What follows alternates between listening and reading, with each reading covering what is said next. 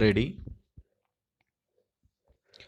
Mr. Speaker, sir, the Honorable Minister and the Minister of State under the Ministry of Food and Agriculture have worked hard to improve food production and the condition of farmers.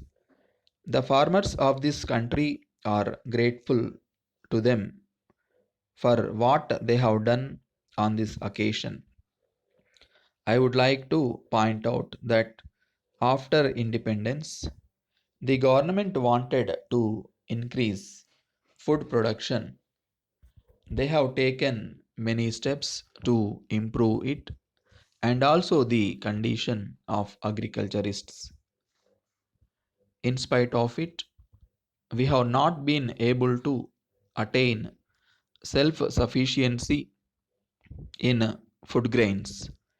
I am glad that our ministers have now said in the House that in about 4 years we will attain self sufficiency. For this purpose, there are certain features which have to be taken into consideration. First of all, in the Planning Commission, it has been said that agricultural income tax should be imposed. In the same way, they also want to increase the land tax. In this connection, we have to take into consideration what facilities the government have provided for the agriculturists. We see that the government employees get free education for their children. They get electricity and many other facilities. But in the case of the farmer, his entire family has to work to get the crops in time. When these people are suffering like this, I cannot understand why the government want to impose restrictions on the agriculturists. It is said that the agriculturist is the backbone of the country. If we want to make the country self sufficient in food, we have to improve the lot of the agriculturist and we should not impose unnecessary taxes on him. So far as Andhra Pradesh is concerned, only a few months back, the government doubled the land revenue.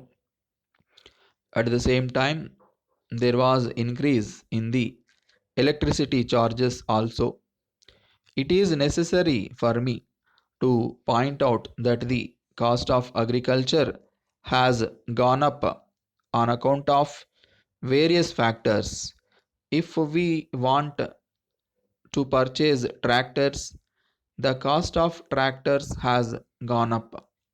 With reference to diesel oil, the price has gone up.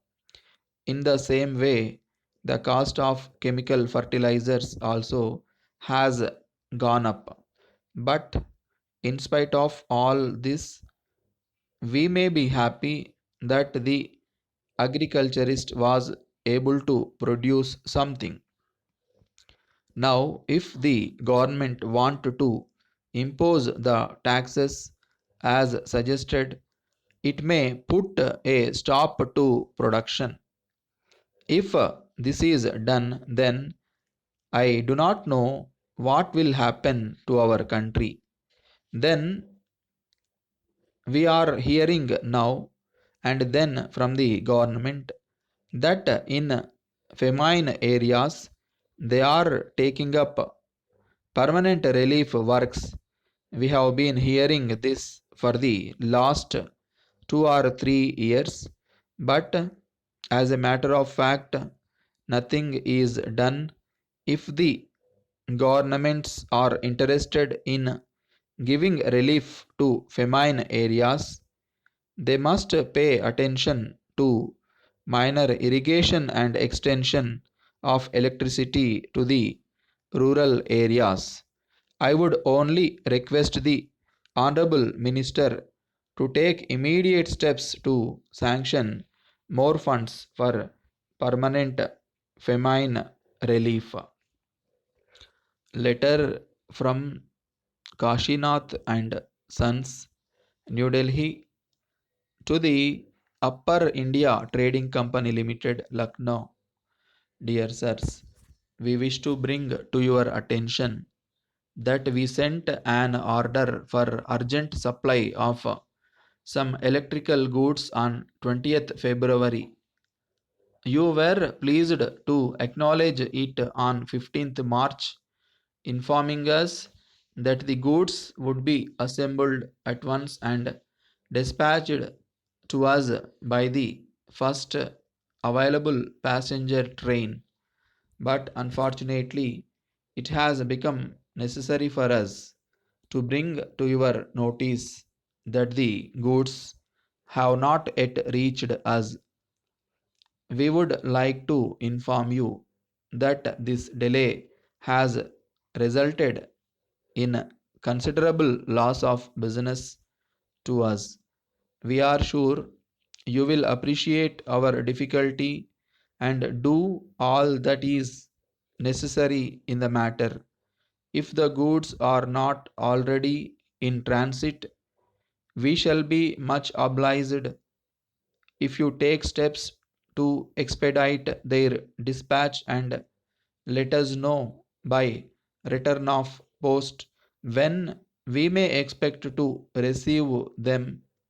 Further, in this connection, we would like to inform you that if we do not hear from you in this matter within a week, we shall be obliged to cancel the order, which we hope will not happen.